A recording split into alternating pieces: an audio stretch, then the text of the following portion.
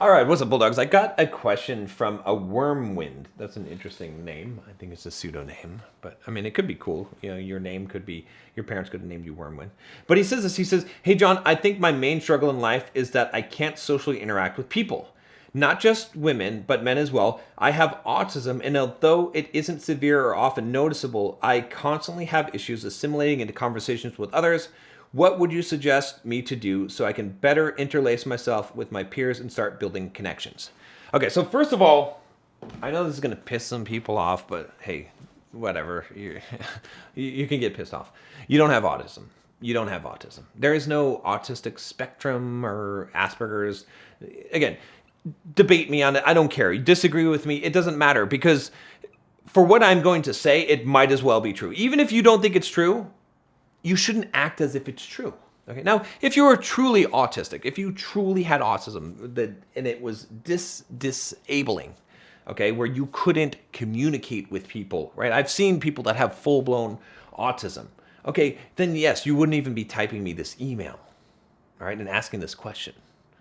Okay, but if that was the case, then yeah, then you would have something to worry about. But oh gosh, so many doctors, so many people. I'm depressed. I have ADHD. I have autism. I whatever it is. I have bipolar. Come on, stop it, stop it. Why do you think that there's something wrong? Those are labels that you're applying to yourself. Like, they become you, right? Stop becoming these things. I don't care if you have. Maybe I'm wrong about the autistic spectrum. I don't care, though, because that limits you, right? And so the problem is that the first thing you need to do is stop labeling yourself. As soon as you're saying in your head, I have autism, okay, as soon as you're saying that, you are making it so that you are limited. You're like, well, how can someone who has autism function in this society or do these things? Don't think about that. Don't think about those limitations, right? Now, obviously, different things have different limitations, or, well, I won't even say limitations, but let's say that there are some disadvantages, okay? For example, if I am short, I probably won't be as good at basketball. It doesn't mean that I can't play basketball. It doesn't mean that I can't succeed at basketball. I could be a Spud Webb. But, hey, okay, there's some disadvantage there. But I'm not going to identify myself as short. Especially if I'm a basketball player, I'm not going to say, hey, I play basketball and I'm short. or I'm short and I play basketball. That would be identifying with it. There's no need to identify with those things. Okay, so that's the first thing I'll say to you. And then as far as socially interacting with people, not just women, men as well, okay? He says also it's not severe or even noticeable. There you go. Then what's the problem here, okay? So he says he has issues assimilating the conversations with others. What would you suggest that I do to better interlace myself with my peers and start building connections? Face your fears. Don't worry about it. The reason why you have trouble communicating with people is the same reason I do. Here, let me give you an example, all right? I had a guy that I was talking to, one of my coaching clients, and he was like, yeah, he wanted to get into pickup. Because he was like, okay, I'm going to dedicate the next 6 months of my life to pickup. I was like, okay, well, he's like, I'm going to quit my jobs and do this. I was like, okay, like in your case, I'm good with it. You might think that's crazy, but he saved up enough money. He's got a good enough, a nest egg. He doesn't spend a lot of money every month. And this is something that's really important to him. He wants to do this, get this done with his life, and then move on to the next thing in life and build a business and stuff like that. So, okay. So he says to me, well, here's the thing. It's like, I know about being authentic and being yourself and everything, but what do I do? Like, how do I even know what to say to a woman? That's the problem that I have right now, is what do I say to her? And I'm like, when you got on this call with me, did you wonder what to say to me?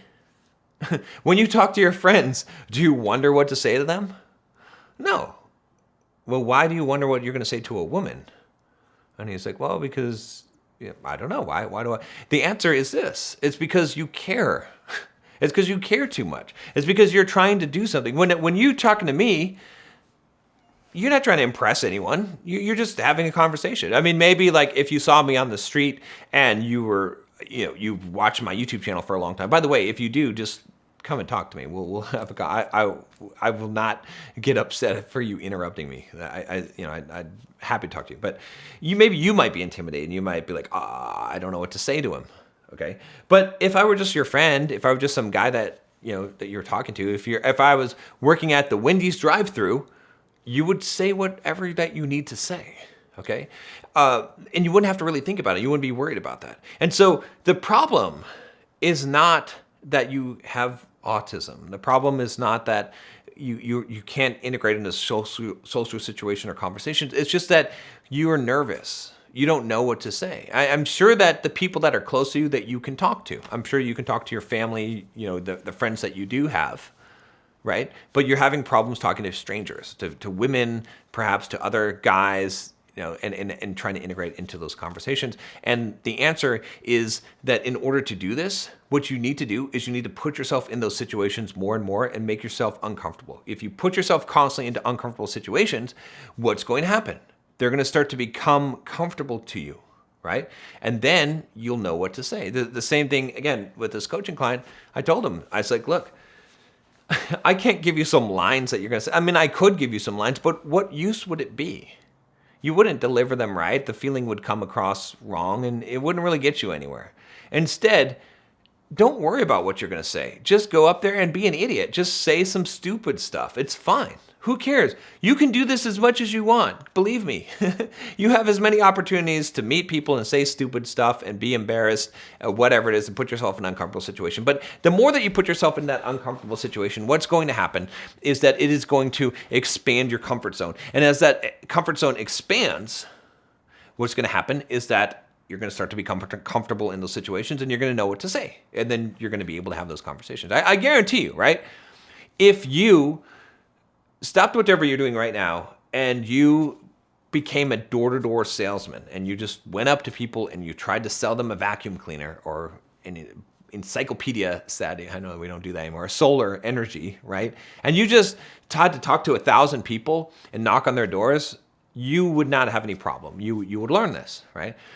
So if you want to overcome this, you're going to have to put this into practice. It's the same thing. If you want to get good at talking to girls and not being afraid to do that, put yourself in a bunch of situations where you talk to girls and not just say hi and then run away or whatever it is, or keep, you got to keep on pushing the envelope, the edge, so that you're pushing into your fear. You have to stay right at the edge of your fear. David Deida talks about this in The Way of the Superior Man, right? You have to know where your fear is, where your edge is, and constantly at that edge. And if you do that, you'll be able to talk to people. You'll solve this problem.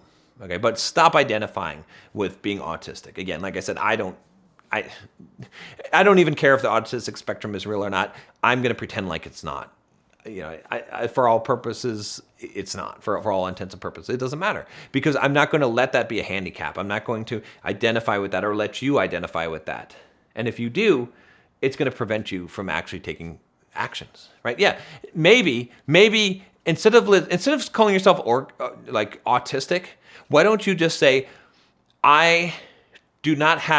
being social does not come as naturally to me. That's fine. I will accept that. All that means when you change those words to that, it means that maybe you have to work 3 times as hard as someone else or 5 times as hard. And that's fine. That's something that can be done. Okay. Someone with one leg, all right, who has one leg, it's harder. They have to work harder to run, to walk. They can, to compete, but they can do it. They're going to be at a slight disadvantage, but they can overcome that disadvantage, and they can become better than someone who has 2 legs, right? Who hasn't put in the work. So you don't have to be you don't have to be the most social butterfly. You don't have to have the charisma that is going to put you on television in a daytime talk show like Jimmy Kimmel or something. You don't have to have that. You only have to have enough that you can function normally in life that to your satisfaction. So if you have to work 5 times harder than someone else to get there, that's not impossible. If you had to be, maybe you could never be a Jimmy Kimmel. Maybe you couldn't. I still think you could, but maybe you couldn't, right? Whatever, whatever nighttime talk show, whatever personality, because you'd have to work 100 times harder or whatever. It's just not in the cards for you. That's fine, but that's not what you need to do. So don't make excuses. Don't hide behind a disability. Don't identify with it. Instead, constantly put yourself in an uncomfortable situation and survive. And if you do that, you'll win. Real quick, guys, as I am rebooting everything in Bulldog Mindset, I am revamping the Bulldog Mindset membership. There's a link down below to join that. If you'd like to join that, become part of my community. I've got a ton of content in there, like 200 lessons on everything from financial advice to investing in real estate, building a business, dating, tons of stuff on pickup, on game, on relationships, on social interaction and social skills, on fitness, diet, nutrition, all kinds of stuff like that, and a ton of mindset and philosophical content. So if you want to get access to that, just click the link for the membership, and I'll see you inside, and I will see you tomorrow.